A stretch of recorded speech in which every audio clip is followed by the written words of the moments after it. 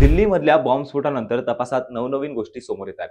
त्यात जो संशय होता की बॉम्ब ब्लास्ट वेगळ्या ठिकाणी करायचा होता आणि तो घाईघाईत लाल किल्ल्याजवळ केला गेला, तर तो संशय आता ठाम मतात बदलतोय. हा बॉम्बस्फोट काही साधा दहशतवादी हल्ला नव्हता, तर बाबरी मस्जिद पाडल्यानंतर त्या गोष्टीचा राग धरलेल्या दहशतवाद्यांनी हा घडवून आणला. पण बाबरी मस्जिद पाडल्याच्या इतक्या वर्षानंतर देखील अशी एखादी दुर्घटना घडू शकते, म्हणजे भारतीय लोकांनी किती सावध राहिलं पाहिजे हे कळून येतं.